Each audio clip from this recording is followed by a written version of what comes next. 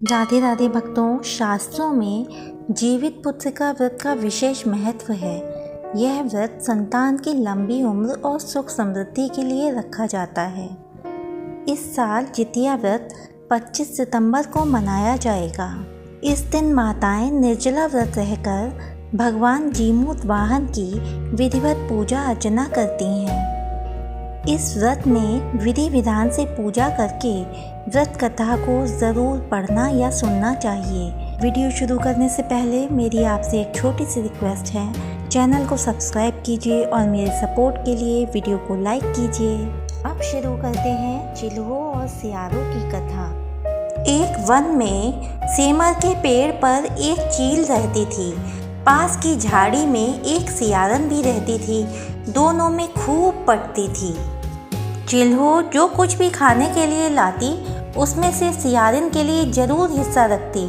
सियारिन भी चिल्हो का ऐसे ही ध्यान रखती थी। इस तरह दोनों के जीवन आनंद से कट रहे थे। एक बार वन के पास गांव में औरतें जिउतिया की पूजा की तैयारी कर रही थीं। चिल्हो ने उसे बड़े ध्यान से देखा और अपनी सखी सियारों को भी बताया। फिर चिल्हो सियारों ने तय किया कि वे भी यह व्रत करेंगी। सियारों और चिल्हो ने जिउतिया का व्रत रखा। बड़ी निष्ठा और लगन से दोनों दिन भर भूखे प्यासे मंगल कामना करते व्रत में रहीं।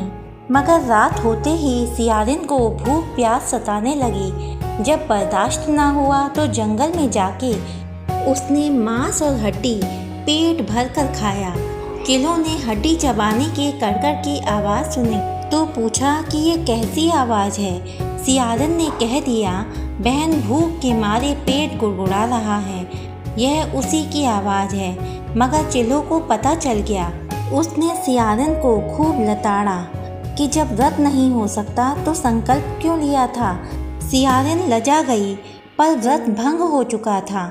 चिल्हो रात भर भूखे प्यासे रहकर व्रत पूरा करती रही। अगले जन्म में दोनों मनुष्य रूप में राजकुमारी बनकर सगी बहनें हुईं। सियारिन बड़ी बहन हुई और उसकी शादी एक राजकुमार से हुई। चिल्हो छोटी बहन हुई, उसकी शादी उसी राज्य के मंत्री से हुई। सियारिन रानी के जो भी बच्चे होते वे मर जाते, जबकि चिल्हो के बच्चे स्वस्थ और हट्टे कट्टे रहते। इससे उसे जलन होती थी। उसने कभी उनका सर कटवाकर डब्बे में बंद करा दिया, पर वह शीश मिठाई बन जाते और बच्चों का बाल तक बांका न होता। बार बार उसने अपनी बहन के बच्चों और उसके पति को मारने का प्रयास भी किया, पर सफल न हुई। आखिरकार दैव योग से उसे अपनी भूल का आभास हुआ। उसने क्षमा मांगी और बहन के बताने पर जीवित पुत्र का व्रत विधि विधान से किया तो उसके पुत्र भी जीवित रहे। हे ज्योत भगवान, मेरी आपसे यही प्रार्थना है कि आपकी यह व्रत कथा जो जो मनुष्य सुने और जो जो मनुष्य कहे उसकी संतानों को दीर्घायु बनाना और खुशहाली देना। जय ज्योत भगवान की।